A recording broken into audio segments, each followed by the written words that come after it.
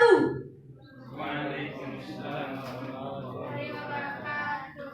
Alhamdulillahilladzi amarna bil ittihad.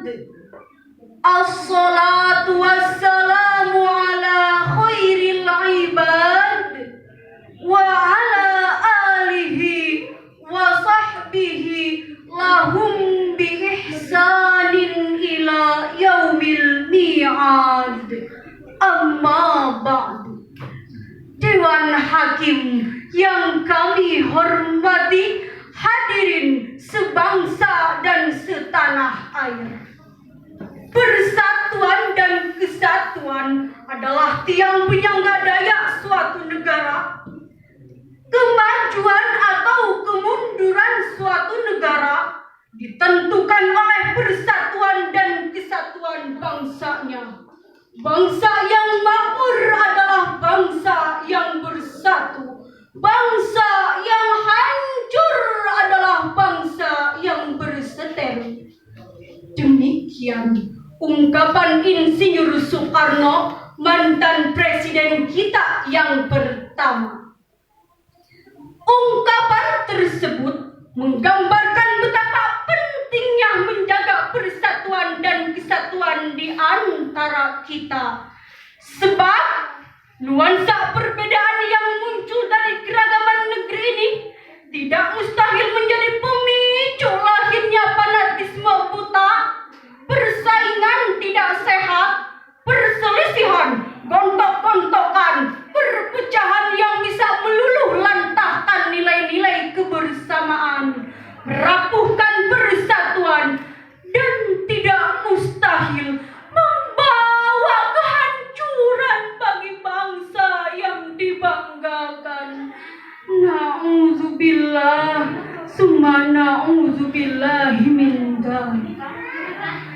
Untuk itu, dalam rangka mengantisipasi hal tersebut, kami akan membahas ukhuwah sebagai penegak persatuan dan kesatuan bangsa dengan rujukan firman Allah surah Al-Hujurat ayat 10. A'udzu billahi minasy syaithanir rajim.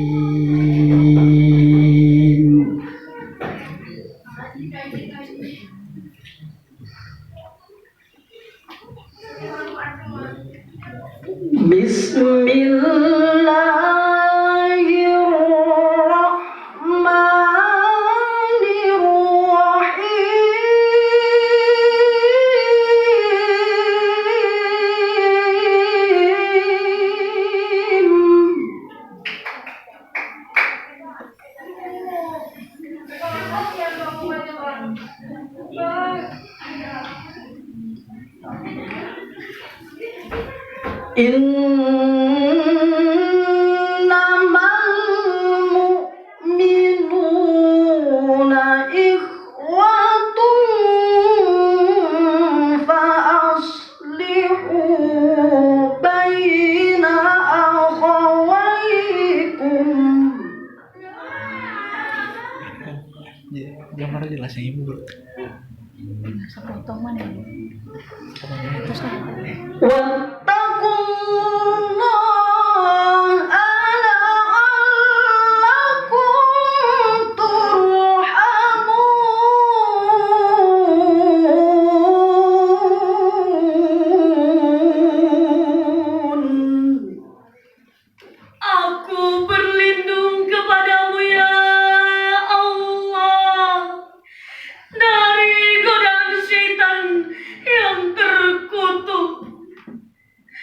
dengan menyebut namamu ya Allah, yang maha pengasih, maha penyayang.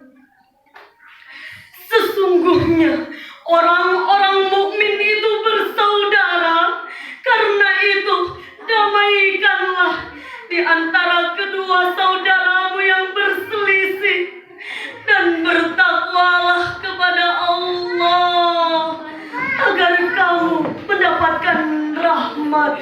hadirin Firman Allah tadi mengisyaratkan kepada kita untuk menjalin ukhuwah Islamiyah wa imaniyah, menjalin persaudaraan antara umat seiman sebagaimana yang diisyaratkan dalam kalimat innamal mu'minuna ikhwatun, isyaratun ila anna ikhwatal Islam aqwa min ikhwatin nasab.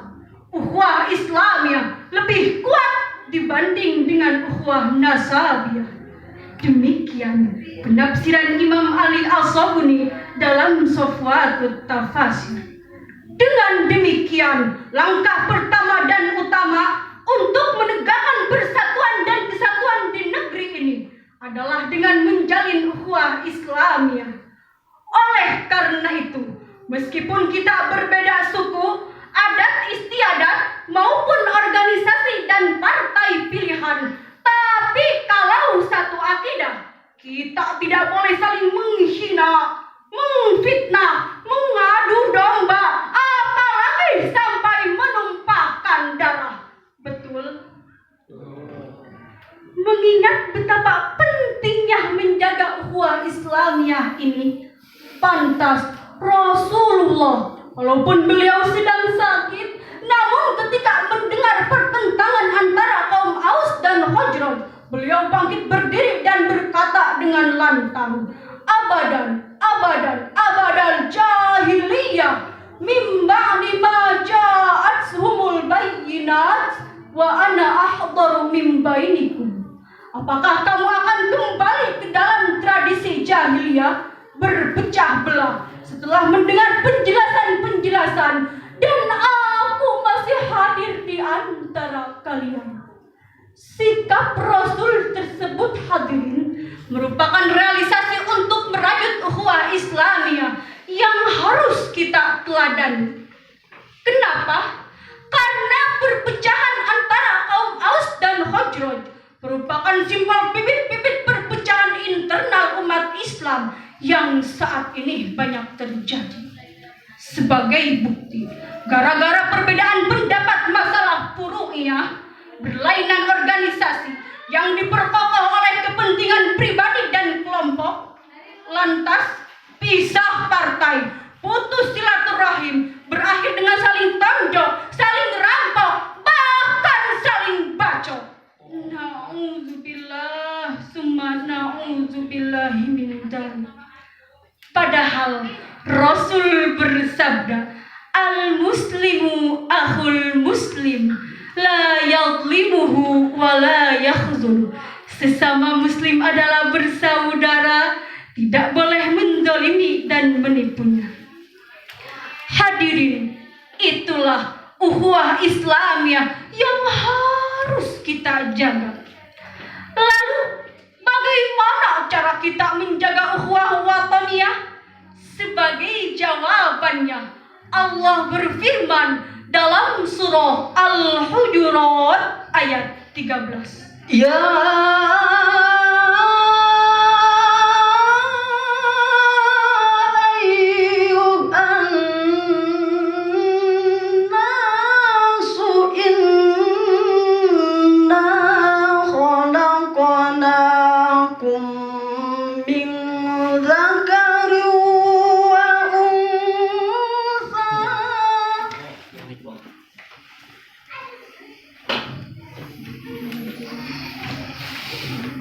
min dzakarin wa untha wa ja'alnakum syu'uban wa qabaila lita'arafu.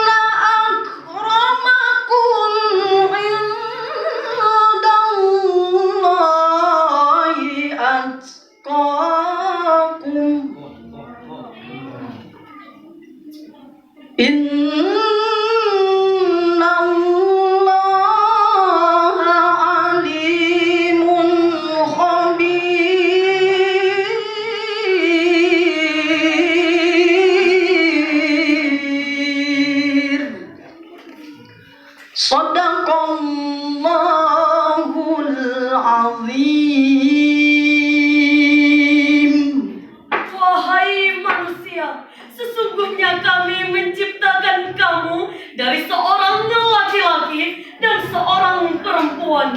Dan kami jadikan kamu berbangsa-bangsa dan bersuku-suku supaya kamu saling mengenal. Sesungguhnya orang yang paling mulia di antaramu di sisi Allah adalah orang yang paling bertakwa. Sesungguhnya Allah Maha mengetahui lagi Maha mengenal. Maha benar firman-Mu ya Allah.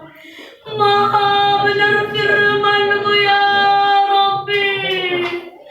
Maha benar firman-Mu ya Dzul Jalali wal Ikram. Hadirin, ayat tadi dalam ilmu balaghah termasuk kalam khobar, yakni suatu informasi kepada kita bahwa Allah menciptakan manusia berlainan suku, berlainan bangsa, namun memiliki harkat, derajat, dan martabat yang sama.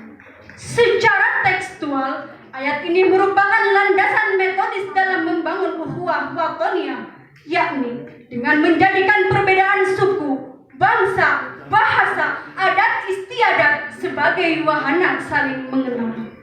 Dengan kata lain, ayat ini merupakan landasan epistemologis dalam membangun ukhuwah watoniyah sebagai pilar persatuan dan kesatuan bangsa.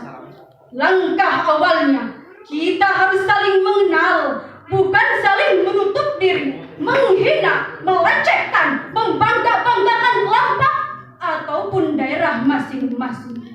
Kenapa? Karena sikap tersebut merupakan virus-virus persatuan dan kesatuan bangsa. Dewan Hakim yang arif dan bijaksana, hadirin sebangsa dan setanah air. Demikian uraian syarahan ini dapat disimpulkan bahwa ukhuwah Islamiyah merupakan wahana untuk mewujudkan ukhuwah watoniyah, sedangkan ukhuwah watoniyah, persatuan dan kesatuan bangsa adalah modal dasar dalam membangun bangsa ini. Sekian dan demikian yang dapat kami sampaikan, dan kami akhiri dengan sebuah pantun. Sukabumi kota indah dan nyaman, warganya ramah, tanda beriman. Melalui musyawarah